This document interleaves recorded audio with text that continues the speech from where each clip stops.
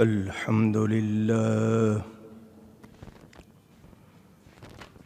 الحمد لله رب العالمين والعاقبة للمتقين والصلاة والسلام على رسوله سيد المرسلين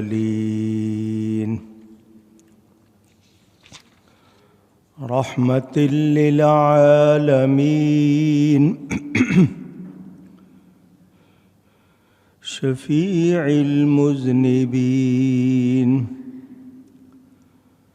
سيد الأولين والآخرين سيدنا ومولانا محمد رسول رب العالمين وعلى آله وصحبه أجمعين.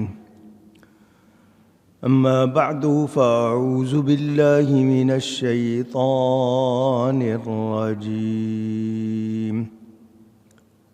بسم الله الرحمن الرحيم.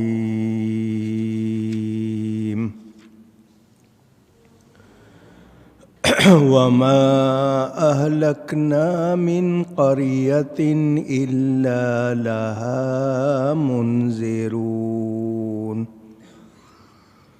ذكرى وما كنا ظالمين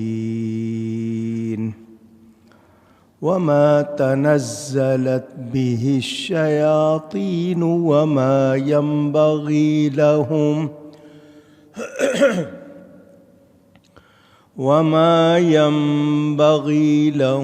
وما يستطيعون. صدق الله العلی العظیم. محبت کے ساتھ ایک مرتبہ دروشی پڑھ لیجیے. اللہم صلی علی سیدنا و مولانا محمد معدن الجود والکرم وآلہ وصحبہ وبارک وسلم. الصلاة والسلام عليك يا رسول الله. الصلاة والسلام عليك يا حبيب الله. الصلاة والسلام عليك يا رحمة للعالمين وعلى آلك وأصحابك يا شفيع المذنبين.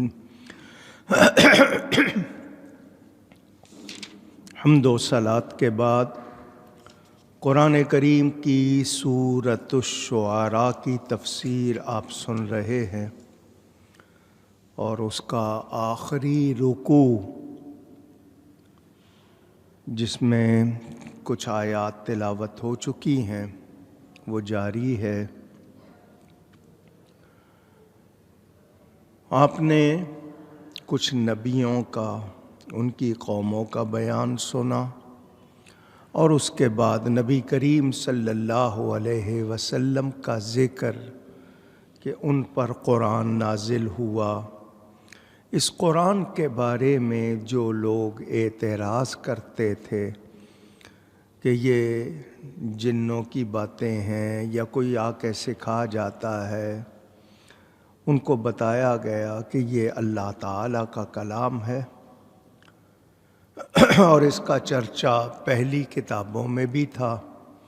بنی اسرائیل کے علماء بھی جانتے تھے، اور یہ اگر کسی غیر عربی شخص پر اترتا اور وہ انہیں پڑھ کر سناتا، یہ پھر بھی ایمان نہ لاتے۔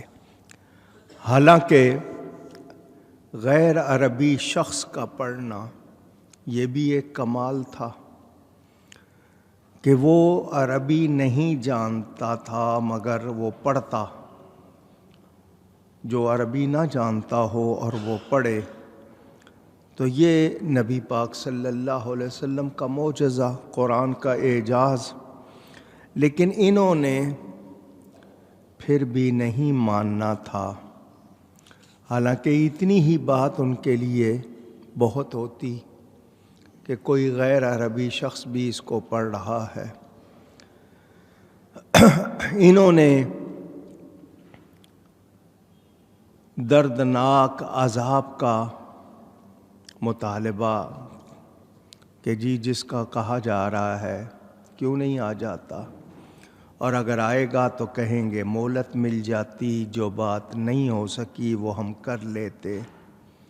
کیا ہمیں مہلت مل جائے گی کہ ہم ایمان لے آئیں؟ جس عذاب سے ڈراتے ہو وہ کب آئے گا؟ اس پر اللہ تعالیٰ نے فرمایا کہ وہ ہمارے عذاب کو جلدی مانگ رہے ہیں۔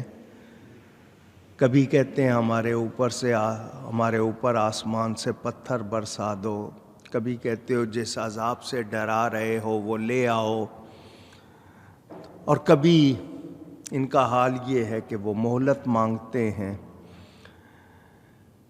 اللہ تعالیٰ کا عذاب بندہ مانگے، یہ عجیب بات ہے کہ وہ معمولی سی تکلیف نہیں سہ سکتا اور وہ یہ کہے کہ جو عذاب آنا ہے وہ آ جائے۔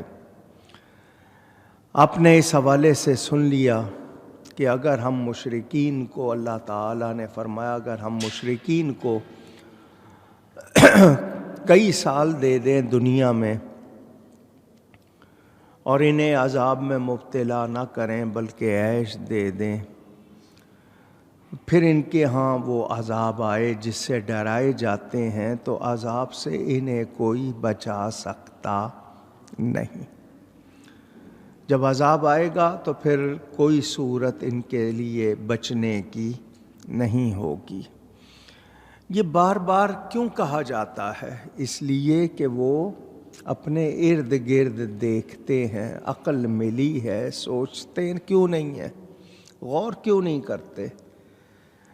تو یہ نہ کہیں کہ ہمارے لیے رہنمائی کا انتظام نہیں ہوا تھا، ہمیں کسی نے بتایا نہیں تھا، کوئی اعتراض نہ کر سکیں، ان کے پاس کوئی ایسا عذر، بہانہ، کوئی ایکسکیوز نہ ہو۔ ان کو بار بار بتایا جاتا ہے کون سی شے ہے جو انہیں لمبی مدت تک عیش و عشرت میں زندگی بسر کرنے کے باوجود عذاب الہی سے بچا سکے؟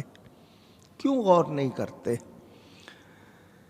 ہمیں پتہ چل گیا، اب ہم نے دیکھنا ہے کہ اگر ہم کسی نافرمانی میں ہیں، ہم غلط کر رہے ہیں تو ہم سنبھل جائیں، ہم اپنے آپ کو بچا لیں۔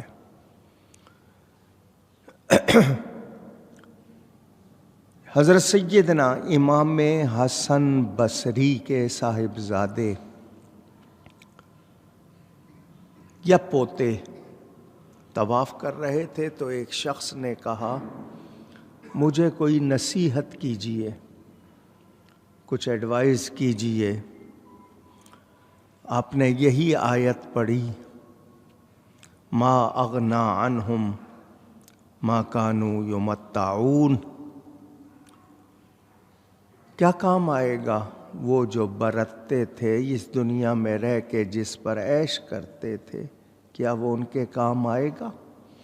کیا مطلب کہ ہمارے لیے اس میں نصیحت ہے کہ ہم اس بے وفا دنیا سے دل نہ لگائیں، ضرورت کے مطابق اس کو برتیں مگر اس سے دل نہ لگائیں، کیونکہ جس کے دل میں دنیا آ جاتی ہے پھر وہ برباد ہوتا ہے، تباہ ہوتا ہے۔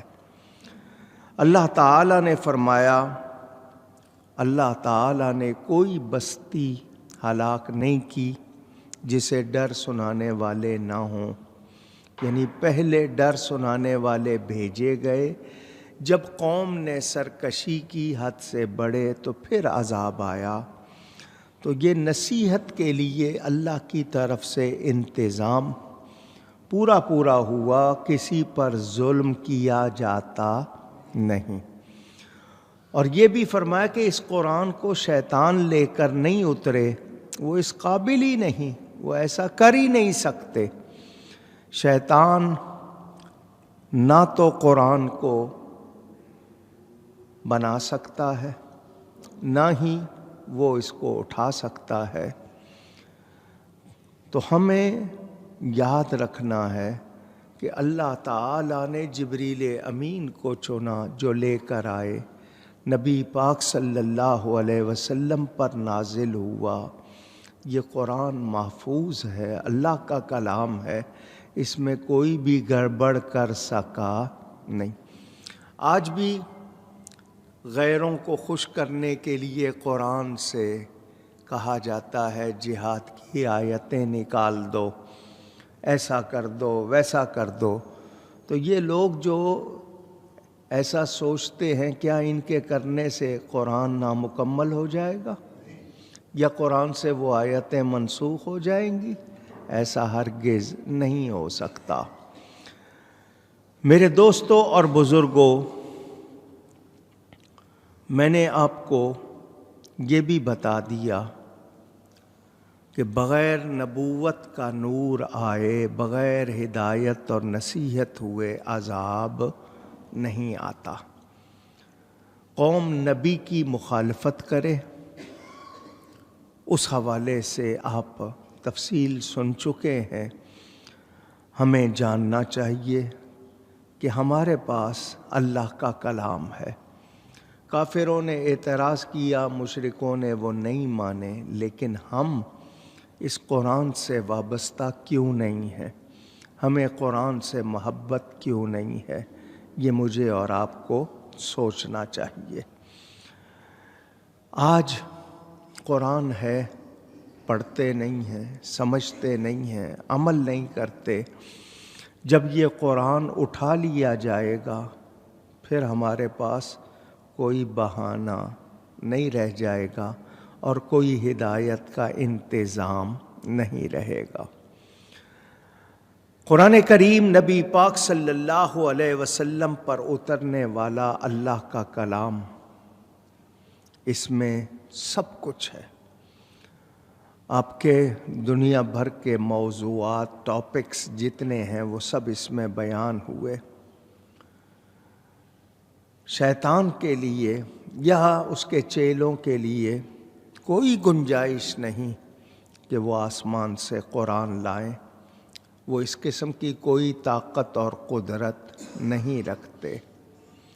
وہ تو سننے کی جگہ سے بھی دور کر دیے گئے ہیں۔ وہ ملائکہ کے، فرشتوں کے کلام کو بھی سن سکتے نہیں۔ شیاطین کا ذکر ہو رہا ہے، شیطانوں کا۔